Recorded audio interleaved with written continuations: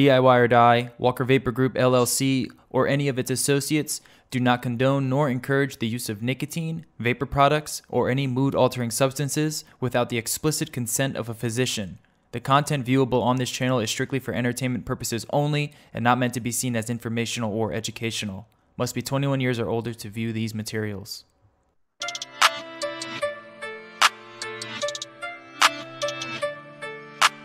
Silky beat.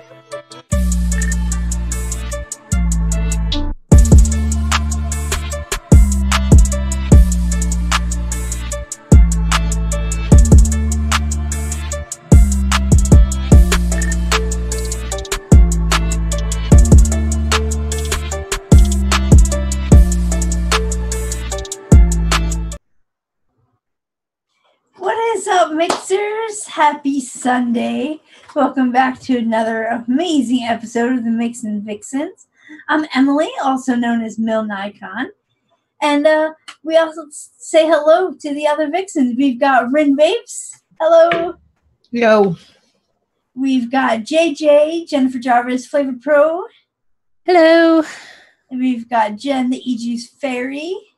How's everybody doing? And we have a special guest to help us hang out and just chit chat. And it's Lumi from Fresh's show, Fresh from the Kitchen. Hi, Lumi. Hi. How are you? Peachy. Thanks for coming on. Not a problem.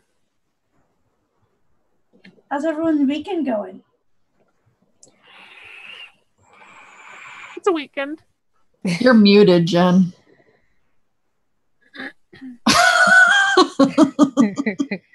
I mean, you guys like it when I'm muted because you guys can talk more.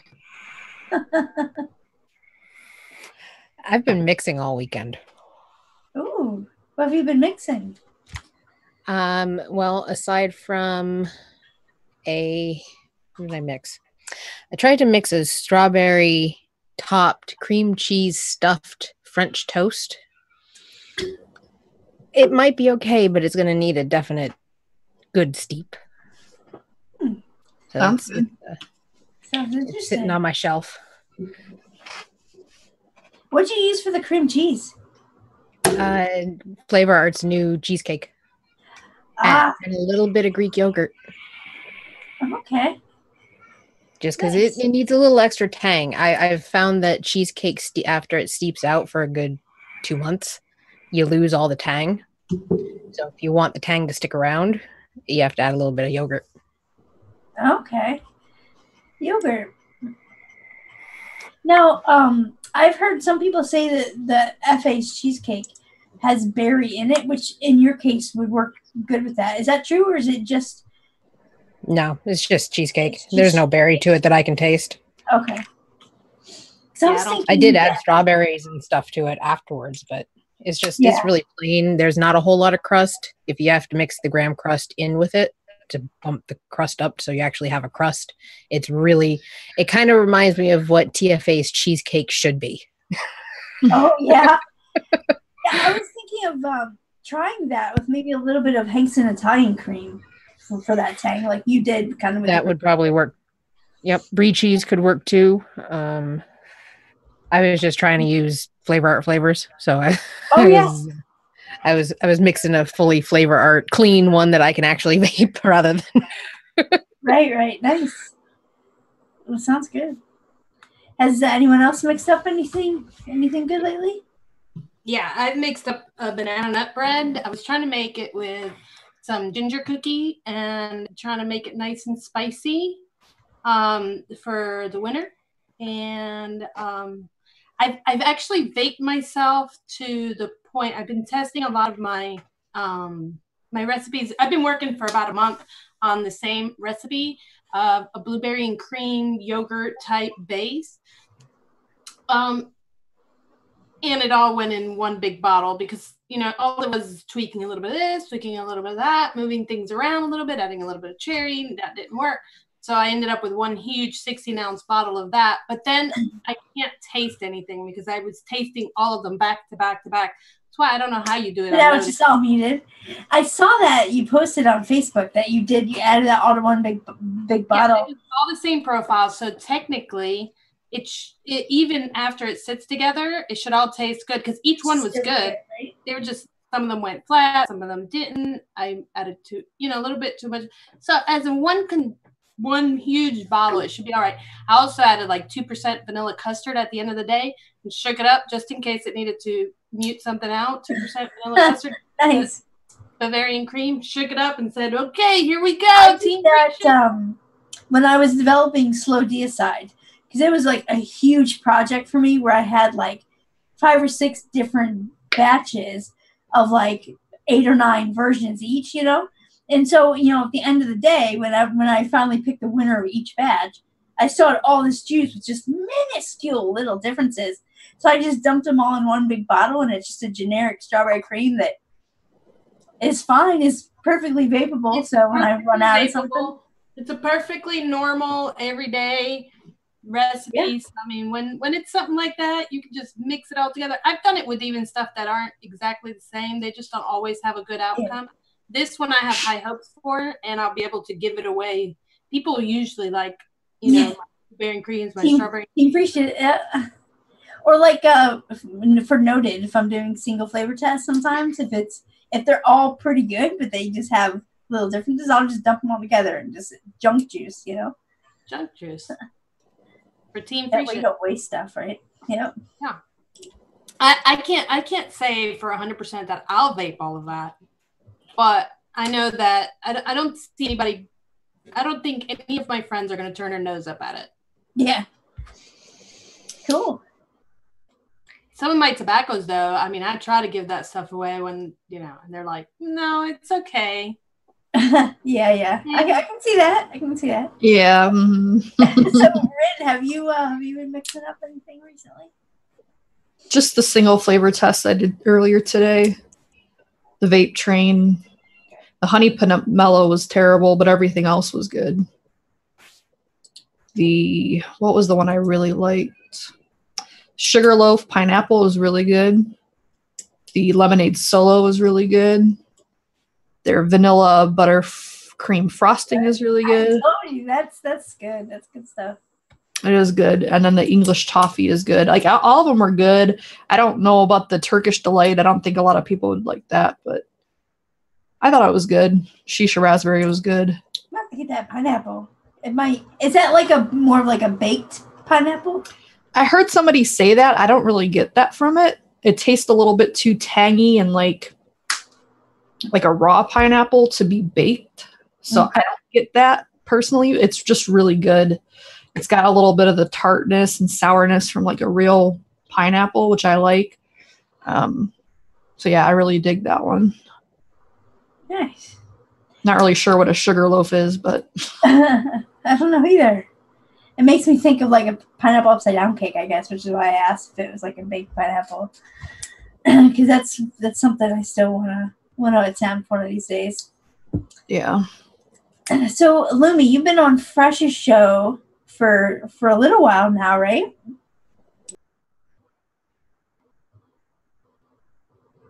You're muted. So muted. Yes, I have been. So how are you liking getting into this whole mixing thing and learning about, the different flavors and stuff? It's turning into a never-ending struggle of window shopping for me. Yeah, it's a deep, deep rabbit hole. I've noticed. It's a never-ending process. You keep getting more because it's like, ooh, I need to try that one, and I need to try that one. Ooh, maybe this pineapple's better, and maybe that. Yeah, it never ends. I'm starting to run into the problem of there's got to be one better than this. I start running into the problem where I'm like, I kind of want more fruit, and then I'm like, but I also want to try chocolate and coffee, but I want more fruit.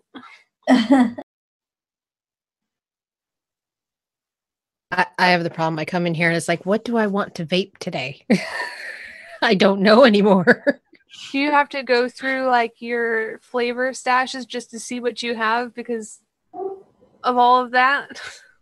I am so unorganized. I do not have anything online for a flavor stash.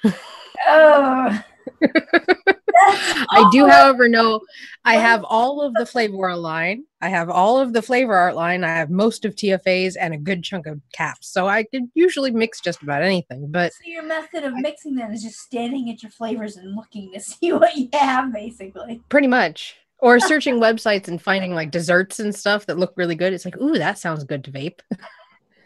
Blueberry banana nut bread is what I saw earlier today. I was like, ooh, that looks really good to eat and vape. Blueberry banana nut bread does sound good. So, Ren had earlier asked for some questions from you guys, and I think Addie had come through with a couple. All of them. Should we get into it? I think he had a good one, which is just talking about basic layers, like what we like for pie crust, custards, puddings, or cereals. And I think maybe we should go through and kind of talk about what we like to use as like our go-to layer for each one of those. What do you guys think? Sounds good. I think I'm still too much of a noob to have layers for all of this stuff. That's fine. You can just sit back and soak it in. Take a notebook out. Write some notes. Yep. You'll be ready. I have so many notebooks now. Or does anyone have any questions for Lumi? How does it feel to learn so much? Is it going too fast for you? No, I do a lot of random recipes when I'm not on Fresh's show. Like I have worked on a pistachio custard, a pistachio pudding, and an apple turnover. In just one night, I was like, this is so much fun. I'm already doing it. I might as well just keep on going.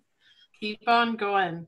And do you shake and bake most of your stuff, or do you let some of it steep? Do you like fresh juice, or you like it steeped? I'm trying both of them. Like I put anything that I want to steep, like after I've vaped a little bit of it, I normally do like 20 to 30 mLs. I'll vape a little bit just to see what it tastes like right off the bat and then steep it.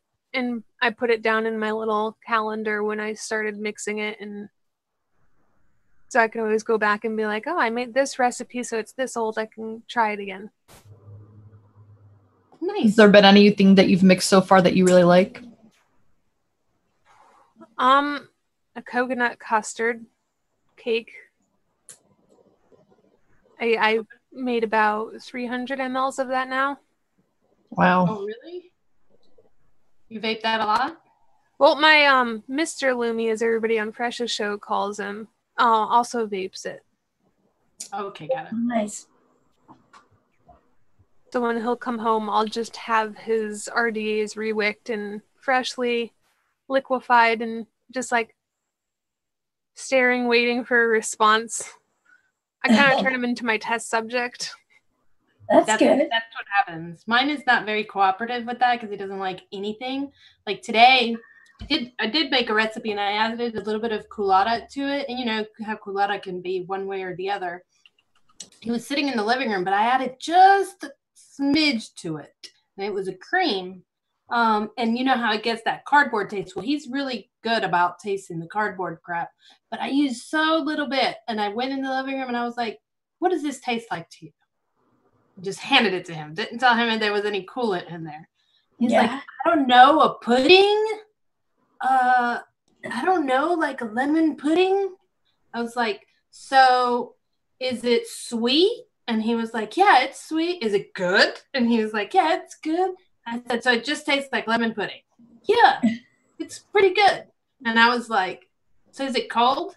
And he was like, well, now that you say it, I was like, no. If you didn't feel it before I put the idea in your head, it's not cold. Give me that. Mine is horrible with that. Like, she's very picky, for one thing. So she doesn't like a lot of flavors that I like. And then, like, if she tries something, it's just, like, very generic. Like, well, that's a banana. Or that's, like, it's just not good with, saying what she tasted. I was just trying to see if he tasted the culotta in it. Or if he told me it tasted like cardboard. That's all I wanted to know. So I wasn't going to put that in his head. I was putting the pudding, the sweetness, everything else in there. I said, anything else you taste in there other than lemon pudding? And he was like, not really. I said, is it cold? Well, hold on. Yeah, it's got, I don't taste menthol, but it's a little bit cold. I said, okay, that's cool. That's what I wanted. Thanks. I'll probably change it to another coolant. I just wanted to know if he tasted it. That was just one of the recipes. Well, you're much nicer. I don't give Mr. Loomy any clues whatsoever. Like, I just stare at him with expectations of him to say the right thing. Like, I accidentally, I was making a lemon meringue, and I went a little heavy on my lemon express, and it tasted exactly like Fruit Loops. And I was like, oh my goodness, I accidentally just made Fruit Loops. And everybody's like, well, you might think it tastes like Fruit Loops, but is it? And I was like, I don't know. So I called Mr. Loomy and just stared at him. And I was like, tell me right now, what do you taste? And he finally said Fruit Loops, and I just lost it. I was like, yes! Yeah, Effie Lemon will definitely do that. Yeah, mine doesn't taste any. He doesn't distinguish any flavors. He doesn't know. He doesn't know. He's not going to give me a good description. He's going to tell me it's sweet, it's good, it's creamy, it's got too much menthol, or it's fruity. It's not strawberry. He'll definitely tell me that. This doesn't have any strawberry in it. Yeah, it does. No, it doesn't. Okay.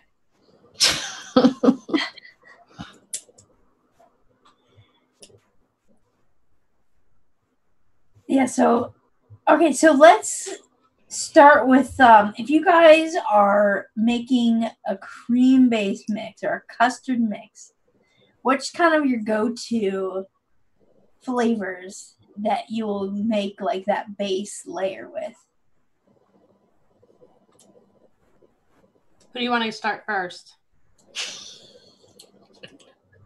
I guess I'll go. Yeah, Okay, you go first. Who's up first? Silence. It depends on the custard I want. If I want it to be a little bit eggy, which I'm not a fan of, like heavily egged custard, which I know is kind of what custard is supposed to be. I'll go with Inawera because it just has a hint of the egg without being too much. If I just want like something to give it like a body, I'll just go with Flavora custard because it blends in pretty well with most things. Mullenberry's custards are also good, but I don't really use it much, to be honest. That's more of like a vanilla custard.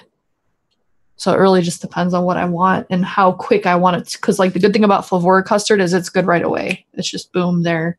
You don't have to wait. Like a lot of people like the Capella custard. I'm still not a fan. Don't hate it as much as I used to. I still don't really care for it, but it just takes forever to steep, and I'm not a steeper. I want it to be good right away. I don't have patience for that anymore. Yeah, Inawera custard is really good for that, where 2 or 3 days out, and you get pretty much what you're gonna get. Yeah. So. And what do you do for creams? Again, it depends on like what I'm looking for. TFA whipped cream I use kind of as like a smoothing agent because I think that one has triacetin in it. It doesn't have a whole lot of flavor to it unless you, I guess, bump it up, but I don't really do that often. But it just kind of smooths out things, gives it a little bit of body, kind of. And then the Capella vanilla whipped cream I'll use if I want that vanilla note with a little bit more cream added. What other cream do I like? Oh, Flavora cream. If I want something really like almost like a heavy whipping cream type thing, I'll use that one. Those are generally the 3 that I would go for. Cool. Nice. Yeah. What do you go for, Emily? Gosh, if I want like a really distinct eggy, like custardy custard, I'm gonna use Capella. And I know it's kind of polarizing. A lot of people love it, and then there are some people that like are over it, and there are some people that just never liked it. But I found like if it's one that I steep my stuff for a long time anyway, and after like a month of a steep, it's freaking delicious. Like the greasiness goes away, and it just is just this thick eggy custard. But if I don't want something like that's eggy or that's like a custardy custard, I'll use either FA Custard Premium or TFA Vanilla Custard because those flavors are very similar. You can probably, if you don't have FA Custard Premium, you probably get away with subbing with TFA vanilla custard, but it's just a little bit lighter. Like it's just as rich and like has a different vanilla. Like Capella vanilla custard has like that kind of what's the word I'm looking for? That like distinguishable Capella vanilla note, where TFA vanilla custard, FA vanilla custard premium, and they have this. It's a different vanilla. It's still a deep and rich vanilla, and it's really good, like a rich cream, but it's not as eggy or greasy as Capella's vanilla custard is. Got it. I think I'm with you on those notes right there as well. Am I muted? No. Okay. I use pretty much Capella's vanilla custard for my custard base, but I like to add a little bit of Capella's gosh, I just went brain dead. Cake batter. Huh? Cake batter. How you know? Because it's delicious. I use got that same greasy vanilla note that is just so good. I use about 0.25% of custard of the cake batter with my average custard base is 2%. I don't go much over 2%. I don't go to that crazy 4, 10. 2% custard, 0.25 of the good custard right there. It's my starting point, and then it depends if I want it to be creamier. I might add fresh cream. If I want it more airy, I might add some meringue to it, or it depends on which direction I'm going with it. But that's pretty much my base. And if I want something a little more subtle, then I use TFA for the same reason as you. And I don't know yet from my flavor testers if the Flavor Art Premium Custard gives people the same peppery note that TFA does. That would be the only thing that I would weigh out differently between one and the other. Oh, that's a good point, because the vanilla note is so similar. But I don't get pepper from like VBIC or anything, or vanilla custard, so I'm not sure. Do any of you guys get pepper? I don't get that pepper flavor either, so I don't know yet if other people get pepper from FA Vanilla Custard Premium. I do really enjoy the Flavora custard. There's one that has DAP in it and one that doesn't. I like both, but they're not as thick as Capella, and they're not as thick as TFA, but they work really well in recipes where your fruit is delicate and you just want to add that custard note behind it, but you don't want to drown it out. Yeah, you don't want the custard note to be like the base or like the main note. Mm-hmm. You just want a little bit of that custardy accent. It's a good one to use, yeah. I don't use Innoware anymore because I'm so afraid that they're going to change the recipe and then I'm going to be really mad at them. So as long as they leave my cactus alone, I have to use that one, and I have to use my strawberry shisha. So I don't want to fall in love with any other flavors. You know what I mean? So I try not to use it. I don't want to love it. So I won't use it. All right.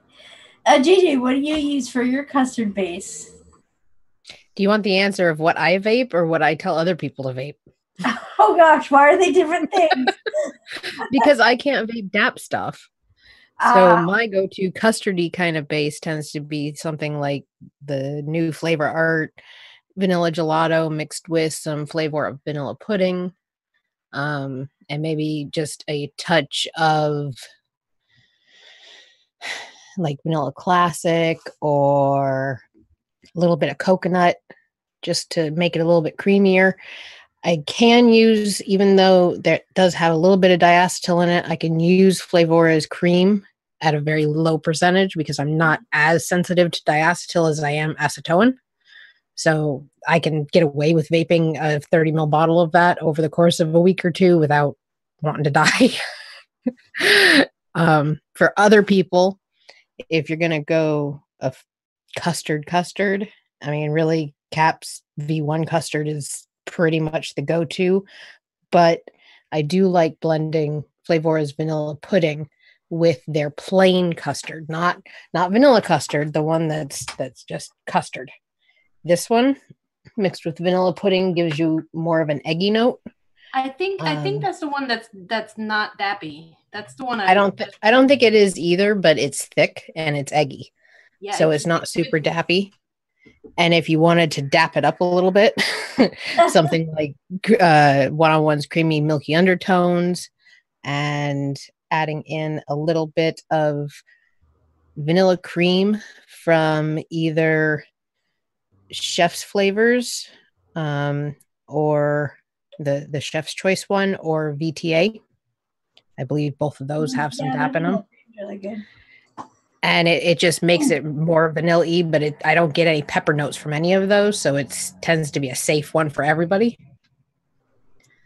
I don't do a lot of bases, though. Generally, when I'm mixing, I mix by smell, so whatever the recipe I'm actually going for, I just sit and sniff everything until it smells right. I just picture you with like a whole bunch of bottles in your hand, just like running it under your nose. Yeah, I do. I sit there with bottles in my fingers like this, all open, and I'm sitting there just sniffing them. This smells like a winning combination. It works too. Well, it's worked so far. The last 2 rounds, you've won. So maybe we all need to be maybe we need to start doing that. Mixed by smell, not by theory. Because not everything smells right together. I mean, sometimes it's not like this should go together, but then you get some weird off notes in there, and it's like, yeah, if I had sniffed these first, that probably wouldn't have happened. I kind of gave up sniffing stuff for a while because I was like, well, maybe I'm just nuts and everybody else is doing it right and I'm not mixing like everybody else. Maybe I should start mixing like everybody else. And then everything just didn't turn out right for me. And I was like, yeah, I'm like going back to my way. My way works for me.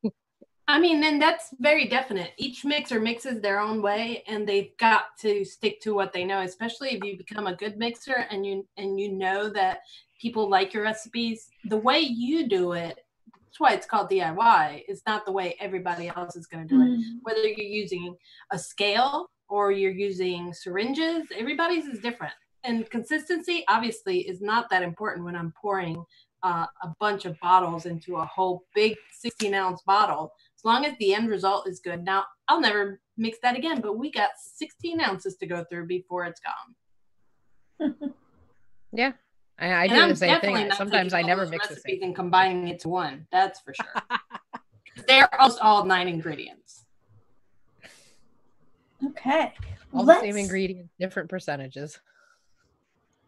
All right, let's go to the next one he had mentioned, and that's if you're doing a pie crust. What do you like to use? All right, let's just do the same order, Rin. Mine will be short because I don't really do pie often, so I'm not very versed in pie. I'm not gonna lie about that. Typically, if I'm doing like a graham crust, Blue's playing with my pen. I usually go with TFA graham crust. It depends on if I'm going for a cheesecake. Apple pie from Flavor Art can work if you use it low. Blue. Anyway, yeah, I don't know. I don't do pies very often, to be honest. That's about it. That's all I got. How about you, Emily? Okay, if I'm doing a pie and it's not a graham crust, it's just like a regular pie crust, I'll do a combo of FA apple pie and a little bit of Innerware biscuit. So like that buttery goodness that Innerware biscuit adds to it. Or lately, actually, I've been using Jungle Flavored biscuit as well because it's a little bit lighter. Like it's not as dark and like not molassesy, but it's just like a white sugar as opposed to a brown sugar type of buttery goodness. And so I'll use that in with my FA apple pie because FA apple pie doesn't really taste like apple to me. It's just like a slightly spiced, kind of flaky pie crust. And then if I want it like super flaky, I'll still use a little bit of TFA pie crust in my mixes too. Because it just has this texture that you can taste. You can feel it on your tongue, this flaky texture. Yeah, I like TFA pie crust. I like it as an enhancer, not as the main crust, because it does seem to grow with time. Yes. And it grows and can take over your mix. It can become gross. Yes. Like it can just be nasty. Yes, it can definitely become gross. However, sometimes you want gross. Just kidding. Just kidding. So my pie crust, I don't know that I don't think I have a particular pie crust. I think that a lot of times, as long as I can create a cookie base, but a lot of my mixes are more creamy than they are crusty because I'm not a big bakery person. So I would say that FA cookie is my main ingredient in most of my crusts. And then I'll add a little bit of TFA crust to it to add the butter notes, but I have to use that really low so that it doesn't get disgusting in there. And I find that sometimes I'll use Capella's vanilla cupcake to create a moist crust. And it depends on how crunchy I want it. If I use more cookie, if I use more of the cake. The pie crust typically stays under 0.5%. It's just there. And sometimes I'll even add golden butter to it to finish making that crust, but I won't actually, I don't have a particular crust. It all depends on how it blends in, like how it blends with the fruit or with the creams I've got together, because some things just don't come through and I have to use more of a crusty note, and that's where the cookie comes in. And, you know, one of the things I keep using is the FA cereal. Their cereal or is another thing. That darn breakfast cereals and everything lately that you make. Yeah.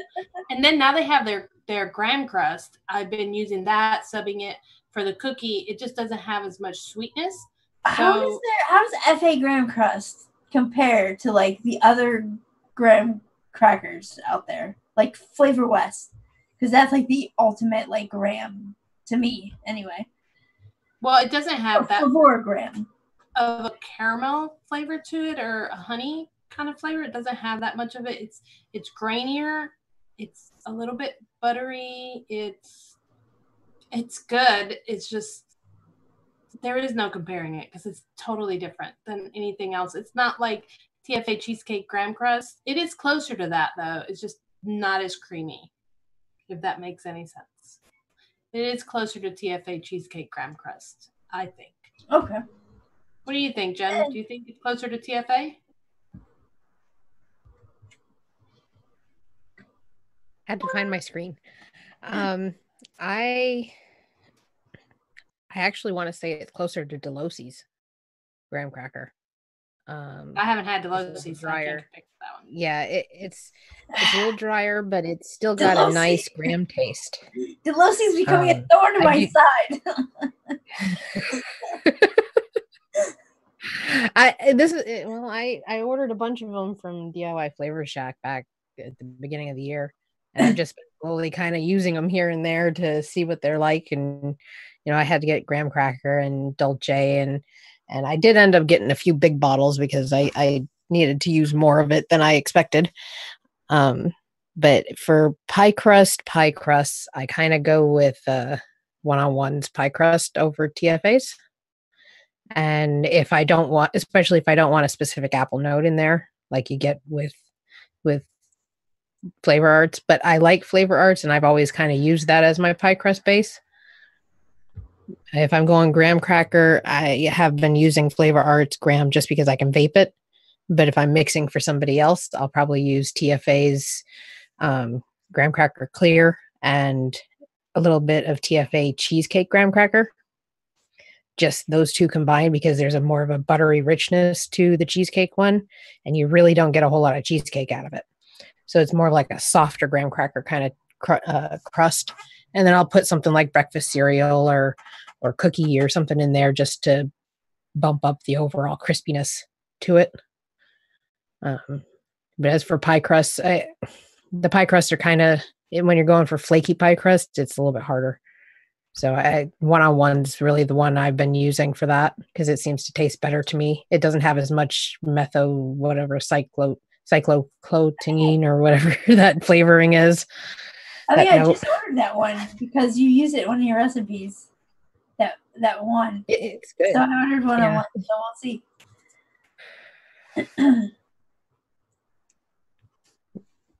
What were the other base things here that we have? Well, Cereal. Louie, I don't think got to answer one of the questions. I don't know which one. Did you talk about your favorite crust or pie? I didn't talk about either of them. Oh, I'm sorry. Sorry, Louie. For the pie crust, I'm still a little bit noobish, but I do have the TFA's graham cracker or cheesecake graham cracker crust and sugar cookie from Capella, and then I'll normally throw pound cake at it sometimes, just because I try to work with what I have so far. That sounds like a good crust. I love that pound cake. I don't use it enough. It's a good flavor. Yeah, I just got the biscuit, so I'm kind of like, oh, I need to do something with that at some point. It's the Jungle Flavors biscuit. Oh, Jungle Flavor. It's a good flavor. It's very buttery and like a little tiny spicy. It's good.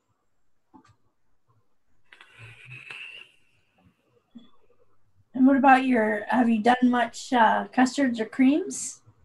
Yeah, they did the pistachio. I've done a couple of creams and custards, but my most recent was pistachio custard and pistachio pudding, but I decided that like my base for that would either be Capella's V1 custard or Flavora's pudding, vanilla pudding, and then I'll either mix marshmallow by 1-on-1 or TFA's whipped cream, and then I have a Bavarian cream I haven't really messed with too much, but that's what I could imagine throwing into something like that. That's at least what I did with my pistachio pudding and custard. Sounds good. I love that 1-on-1 marshmallow. I'll try find every excuse I can to put that in something. It's good. What's the next question? I think we're going to move away from vape questions. This is supposed to be a chit chat. Get ready.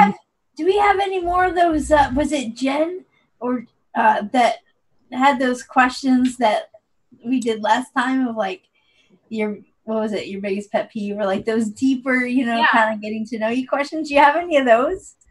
I do, and so does Jarvis. We have it. It's actually. She's the one that I'm found them. posting a few in our chat here, just if we want to ask any of these. Yeah. So let's see.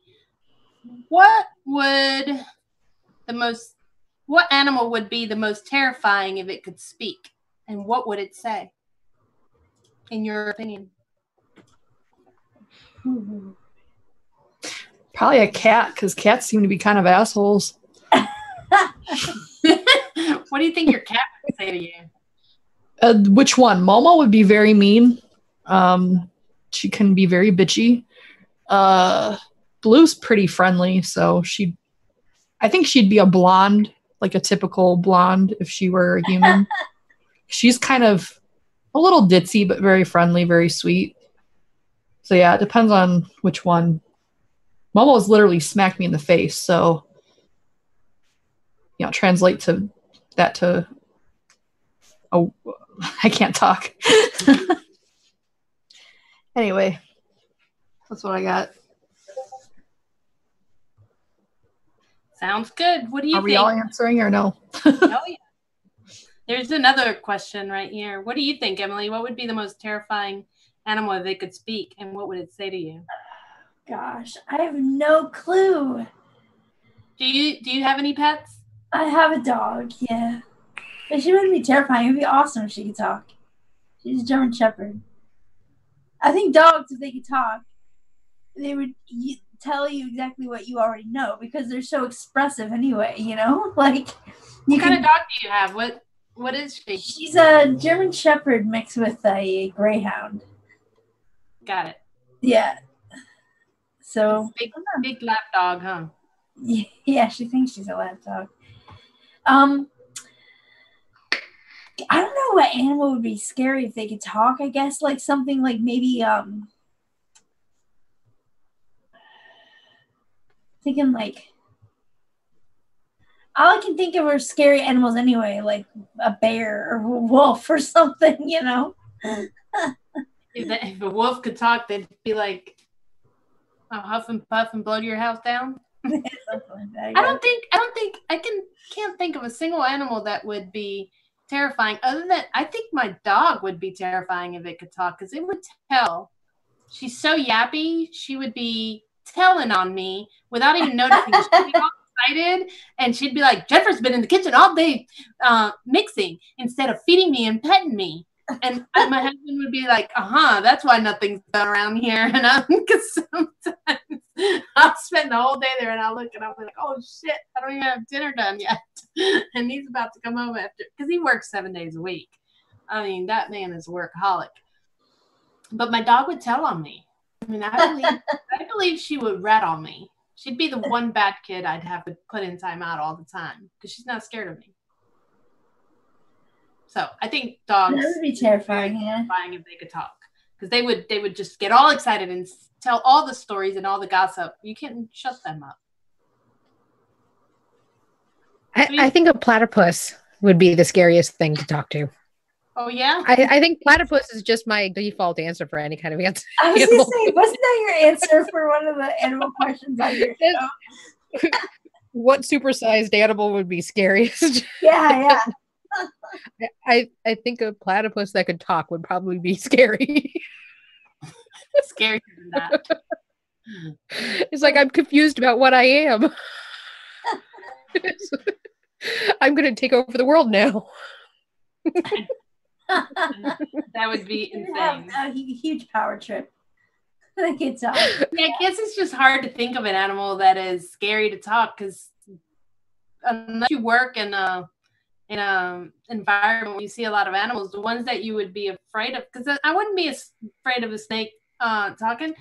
That thing would be like, don't hit me with that axe. That's all they'd be able to say.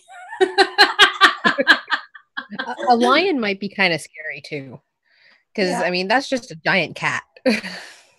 Yeah. You go back to your cat analogy. I was actually thinking like some kind of like a massive sea creature, like just swimming around and just having great white shark by, just like, hi. Can you imagine being out fishing and you caught a fish and they'd be like, can you please let me go? Please don't eat me. As far as pets would go, I would be afraid if my larger dog could talk, because I swear the only reason why he cares about us is whenever we walk around, he likes to be outside. So he's probably just like, hey, go scare something so I can go kill it, because he's just a hunting dog. I never trained him to be a hunting dog, but if he could get his hands on a he could kill a full-grown possum, a bunny, that was very depressing. He's like, scare something so I can kill it. Just make it move and I'll go get it. Oh no. But my little chihuahua here would probably just be like, let me lick you or give me food. She doesn't bark or anything. She's just food driven and just love you. Oh, how cute. That's pretty much it. Yeah, that's all dogs would say if they could talk. I love you so much. Yeah, that's exactly right. I love you. I love you. I missed you. There's an old joke that goes up like this. They said, when you piss off your animal, they still love you no matter what.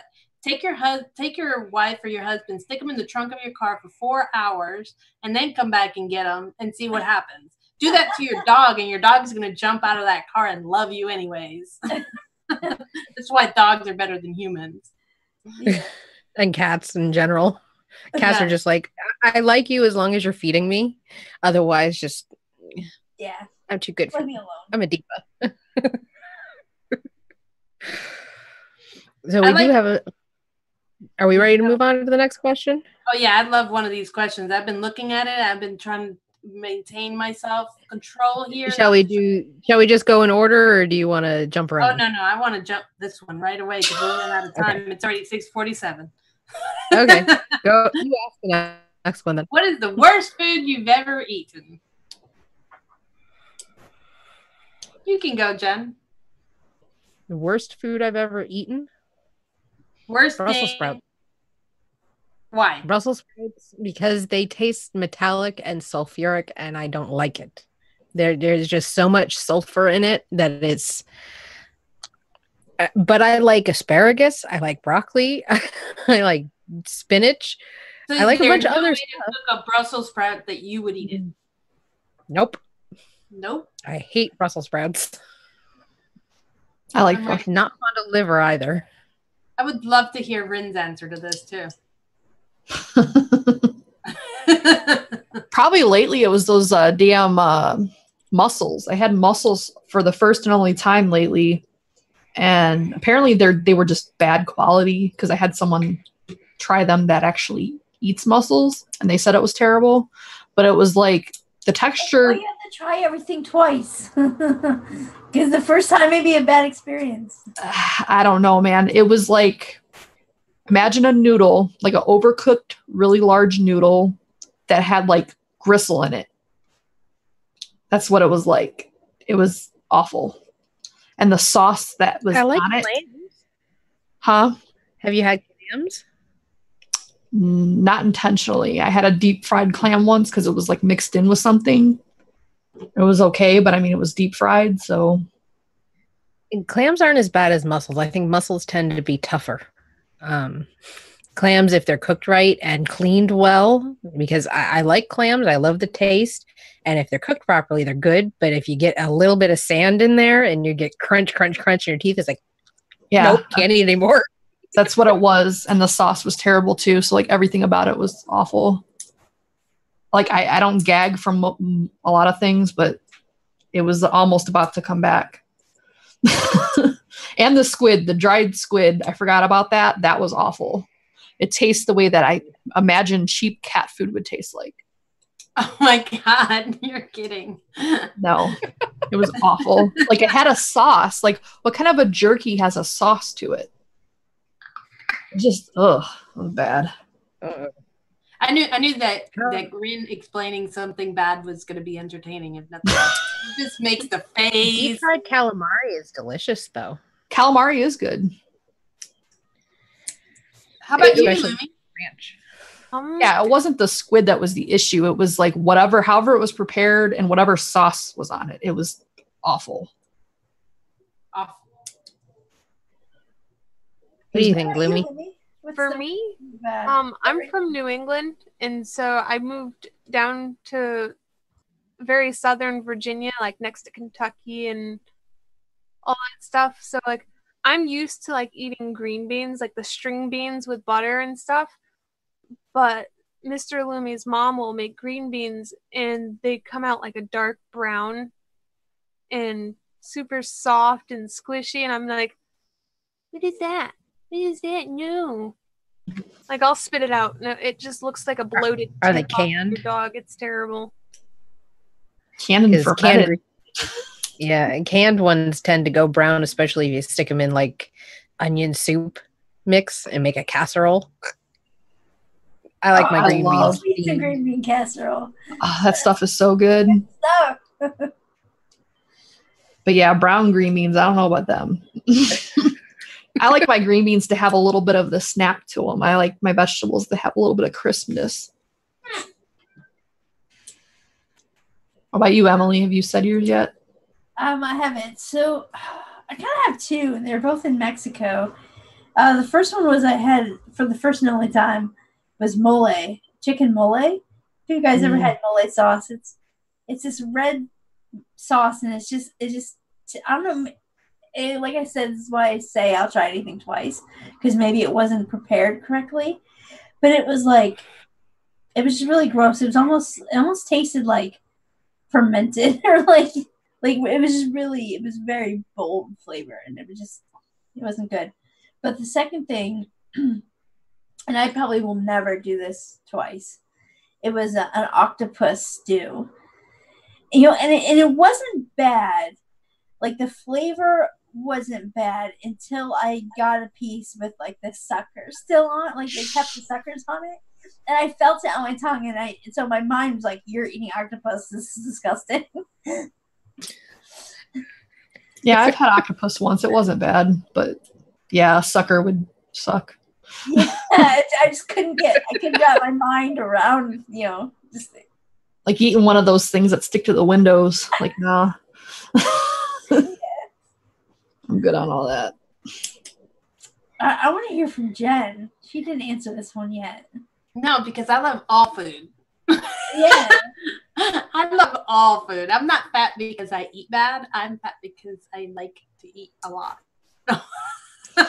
No, but I have to agree with you 100% on that, Molly. That stuff is gross. Right? Oh, I'm so glad it wasn't just me in that one time. It was such a shocker to me that because, I live in North Carolina now, and I've actually lived here for 24 years.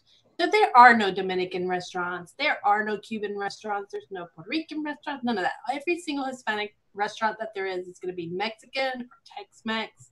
That's all there is here. So, I mean, there is a Dominican restaurant, I think, somewhere in Raleigh. There's some tropical places you can go, but I mean, those are 45 minutes away. I'm not going to drive that far to eat dinner. And when I had that for the first time, it looked like one of our dishes, but like the way we eat, it's more on the Cajun side. So it's more on the tomato, and our spices are garlic based and cilantro based, but mostly garlic based. If you think Italians eat a lot of garlic, Dominicans and Puerto Ricans and Cubans eat more. And this mole stuff looked like something I should like, but when I put that thing in my mouth, it was the taste and the picture I had in my head was so far off that I was like, well, that's the thing with me. They kept talking about how good it is and how it's almost like a dessert. Like it's, like it's such a good thing. And so I'm thinking, okay, and looking at it, I'm thinking this is going to be like a good, like tomato based, spicy, but no, I don't know what's in it, but it's not. And then recently I messed around because I like food, right? But I also don't like to throw away money. So when I go to restaurants, I typically stick to what I know I like so that I don't feel wasteful, especially when the food is expensive. And I was at a Japanese restaurant. I think it was Japanese. We were eating sushi. It was a sushi bar. But, I've been on this diet where it's low carb. So I only ordered one of the small rolls, and I decided to have their soup. And their soup was red curry. It had fish in it. I don't recall the name of it, but I mean, I took one bite of that thing. First of all, my eyes started crying because it was really hot, but it smelled like fish, like not good fish either. It smelled like their fish had been sitting in water and made it smell like oysters. It was so gross that I sat there. That's fermented fish. Pushed my plate away, looked at my husband, I said, this is a great way for me to be on a diet because I can't eat this shit. But it was a $25 plate of food. So I won't try that again. That's not happening. When I'm in a sushi bar, I'm going to have what I know, which is sushi. That's it. I've tried that in Mexican restaurants as well. I've tried to eat something outside of fajitas or tacos, and I just can't. I mean, I seriously can't. I don't, a lot of people like those enchiladas, I think is what they're called. The ones that are wrapped in that corn, it's like a corn tortilla, I guess. Mm-hmm. And whatever that red sauce they put on top of that is gross. Sorry, guys. I'm not cultured sauce. Like that. It's a chili sauce. The enchilada sauce is chili based. It's gross. Whatever it is, that I orange love enchiladas. Enchilada sauce is good. I was agree with JJ on this one. I guess it did not meet what my brain thought it would taste like. So I guess that's what I was thinking. Like the mole would be more like an enchilada sauce because it looked like the way it was, but it just tasted so different. I'm a weirdo. That's weird because I've had canned habaneros. I think they were habaneros. No, they were chipotle chilies or whatever they are. I don't know. It was some chilies in a mole sauce, and it's actually really good. It's hot, but it was really I got good some of tasting. that junk in my refrigerator right now. Big can. It looked like barbecue. When you poured it out, I put it inside some jars of mason jars, and I thought I was going to cook with that stuff. I put it in my food, and it was fucking disgusting. You don't like super hot stuff, do you? No, I mean, I don't mind hot stuff, but I like the peppers I like would be the red cayenne peppers or green cayenne peppers in vinegar sauce, or that's it. That's it. See, I've gone so far as eating jalapeño peppers. And those things essentially burn your face off. They were at one point the hottest pepper. I like the flavor of peppers, but like to bite down on it, but I have to have a fatty piece of meat next to it to calm it down. Not milk. If you're eating pork chop and you're eating hot pepper, that's pretty good. It's pretty decent. What I don't like is whatever seasonings they're putting in these peppers is what I don't like. I guess I like my peppers fresh. And I like sweet and sour, sweet and savory. I like my stuff, like all my food includes something sweet in it, or it's not complete, which is really hard on this diet. Well, that kind of goes back to the Cajun way of cooking, because usually you have some sort of balance between the sweet, the spicy, and the really charred kind of broiled taste. Mm-hmm. I mean, my favorite way to cook is just stick things in the oven and let them brown on the top and pull it out. Although I have had some lamb from an Indian place that tasted like sweaty feet. I love lamb. I actually like well-cooked young lamb. I don't like mutton, and I don't like whatever they did to it. It was in a curry, kind of lamb curry, and it was like sweaty feet. Gross. Yeah, I can't do lamb. I can't do lamb either. I can do venison, but I can't do lamb. Oh, I love venison. In fact, the first time I had venison, I became a vegetarian for a few months after that, because I was eating it and I was enjoying it. It was so good.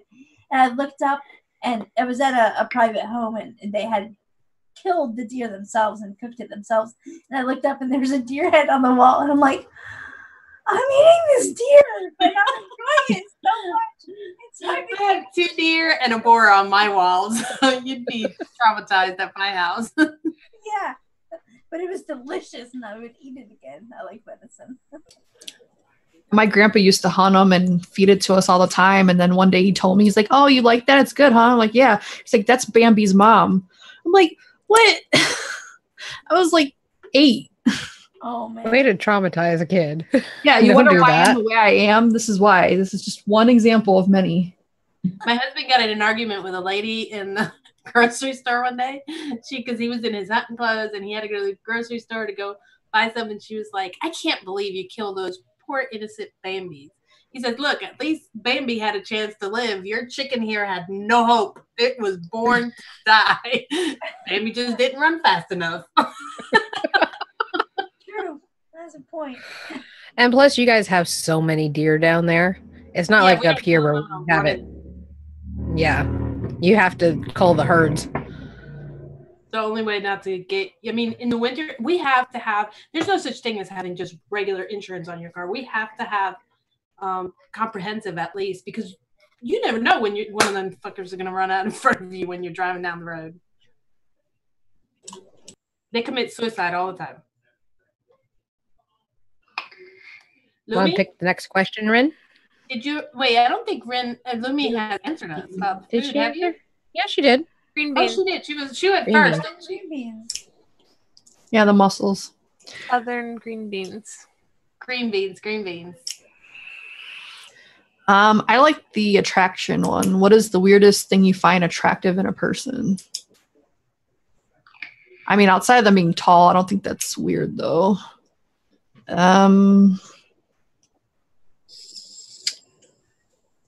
I like the question, but I don't know the answer.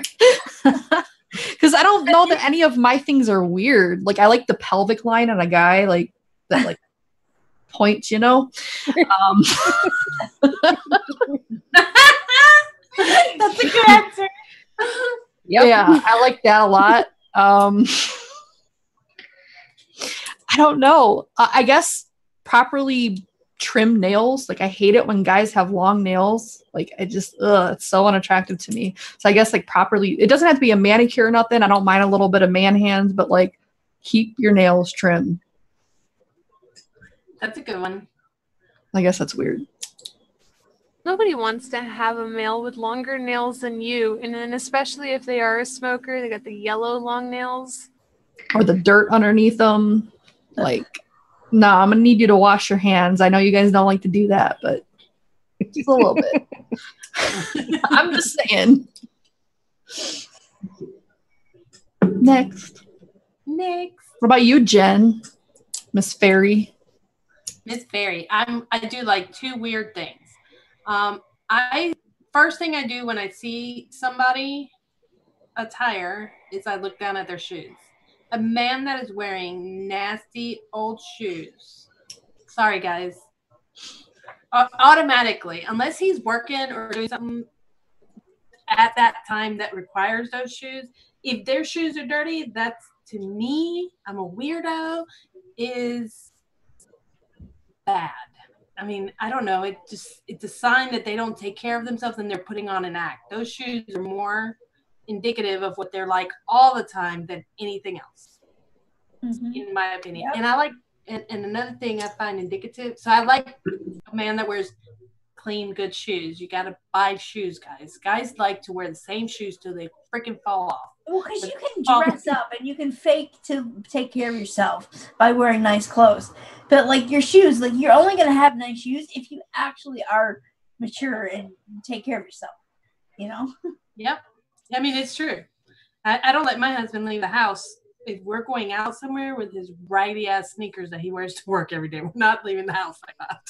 Somebody might see you wearing those shoes and think that I don't take care of you. Or that I don't tell you they look like and I like back dimples. Back dimples right there on the shoulders. Those things are so cute. That's it. Those are my two things. Nice shoes and back dimples. How about you, Jarvis? I like a lack of body hair. I do not like super hairy guys. Thankfully, my husband has very little chest hair and not on his back. I married a gorilla the first time. This time I didn't. I like that. I don't know if it's really weird, though. I mean, it's kind of just a preference, I guess. Is that really super weird? And his shoulders really aren't weird. I like the size of a guy's shoulders, and trying to think of anything else. Probably jawline is the other thing. Oh yeah, jawlines are important. A sign of strength. Nice strong jawline, yeah. But I can't think of anything super weird that I really focus on that's excessively attractive. How about you, Emily? I can say mine isn't really a looks thing. It's more of a personality thing, and it's what made me, like, I liked my wife for a long time. Like, I liked her, but what made me, like, love her and, like, what made me more attracted to her was when she showed me this picture of just her being a crazy goofball. So, like, it's kind of the opposite of being cool. It's like, if you can show me that, like, you're not cool and that you're, like, just, you know, nuts and kind of goofy, that's a big old dork. Yeah, that's what Emily likes. Yeah. Oh, no wonder she likes us.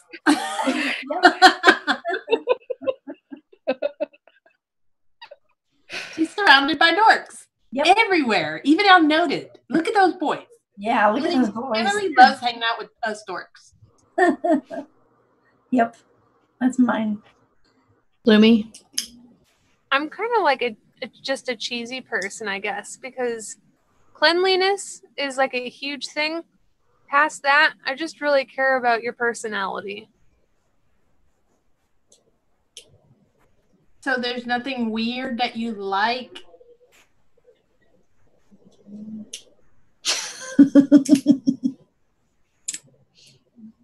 I'm terrible. I'm not very good at judging like a man, I can find certain features in women that are very attractive, but when it comes to being like, oh, that man's hot, I'm kind of just like, eh. But then if I see a woman walking by, I'm like, huh. That's pretty good. I guess that's fair enough. Fair enough. Fair enough. I get myself in trouble all the time for flirting with men, so. I never would imagine that. All the time.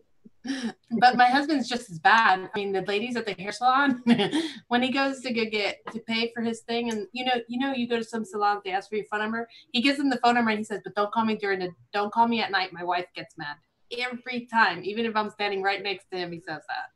So I mean, he's just as bad.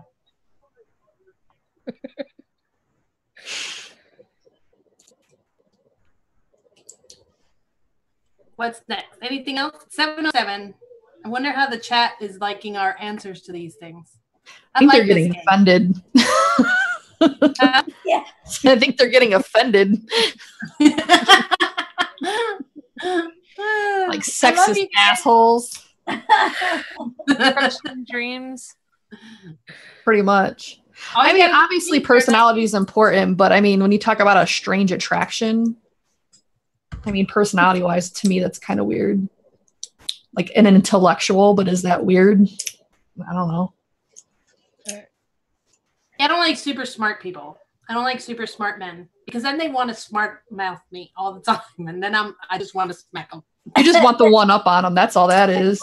I want them smart. I just don't want them super smart because then I just want to shut up. Know-it-alls. Oh God, they're so braggy when they're super smart. I just want Alaska Vapor asked if we like facial hair. I was really against it, but I mean, now it's like a fad, so like pretty much everyone has it, and I've kind of little scruff is okay. I'm not really into the huge beards. Like, I'm sorry, I'm just not. But like a little scruff is okay, like aesthetically. But like kissing a dude with facial hair is not. So I'm not straight, and so I don't have much experience kissing a guy with facial hair. But if I were straight, I would like a guy with like a really super trimmed beard, you know, like that's got like the clean lines and it's really short and like well kept. So it's still, you know, describing somebody we know. Am I? Ew. Folk art. He has the best beard in the world. Yeah. Boobar has a nice beard. He's a handsome boy. Is he in the chat? Is he in the chat? Oh, I don't know. Probably not. Somebody needs to tell my good-looking facial hair. Yeah, I wasn't even thinking of folk art, but yeah. When he said that, I was thinking folk art. That's like the neatest beard ever. He's got it going on. He is. Has scruff. I can't kissing. I end up all red here and any place else. Everything turns red and blotchy and ivy. It's like an exfoliant. Have hair. Little Brillo action. So you gotta shave that. Sorry. Yeah. Do we want to do any other questions, or are we about done for our hour for this week? I think that we've gone long enough boring our audience with these questions, but I think they like it. What do you guys think? You guys like it? Thumbs up if you like it. And don't forget to hit like and subscribe if you like what we do here. We needed a break, and this is what we do on our break week is just talk to you guys and talk to each other. We don't have time to talk to each other about these silly questions anyhow. They want one more. They want one more question? Okay. Oh, God. I'm guessing they like it. Got a thumbs up. We got more questions. We got a like. Nice. Why don't we go out on a funny one? If you could jump into a pool of something, what would it be? Men. You just jumped out there, man. That one jumped in it.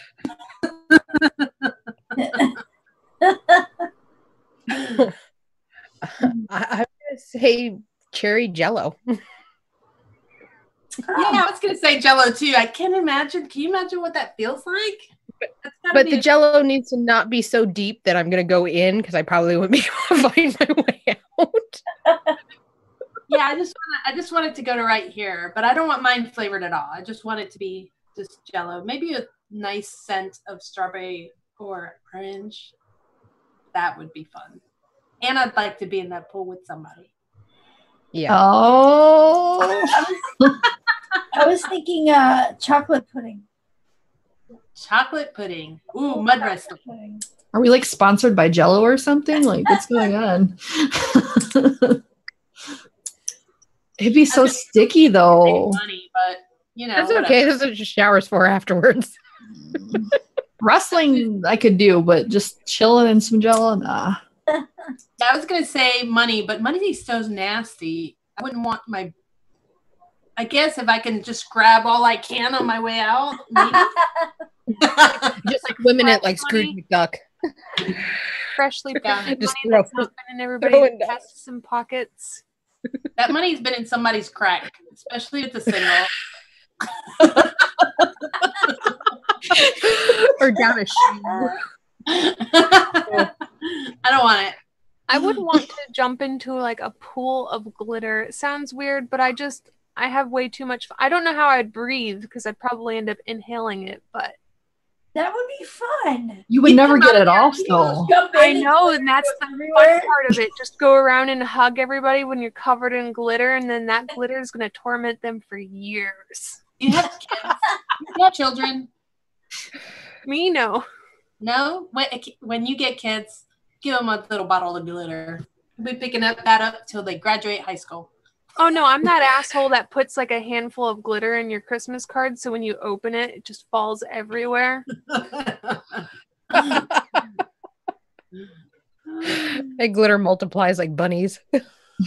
The gift that keeps on giving. That's got to be against the Geneva Convention, Mr. Berniganzi says. Like war words. Yeah, if you really want to send somebody a prank gift, send them a glitter bomb. Oh, yeah. I got my grandmother made me a birthday card, and she put one of these, like, she made this little butterfly. It's like got a rubber band on it that you wind up, and you stiff it in the card, and when you open it, it like flutters and scares the crap out of you. And so now, whenever I get a card from her, I'm so scared to open it. It's like sneaky, like open it. So like it gives me stress whenever I receive a card from her. You got PTSD from a card. Yeah. I remember how angry my mom was when she got her first card filled with like glitter and like the little shiny faces and butterflies and weird stuff. And so it's just been something I've started to do to everybody. I'm going to do that to my mom. You're never going to get rid of this. I'm going to do that to my mom this year and my sisters. They'll hate me forever. Oh, Lord. Giving her ideas now. Keeps on giving. Every time they find a speck of glitter, they're going to be like, "Aw, that juice fairy." Yeah, they're going to be like, when next time you come to my house, you're vacuuming this shit. I live in Miami, so it won't be till next year. It'll be gone by then.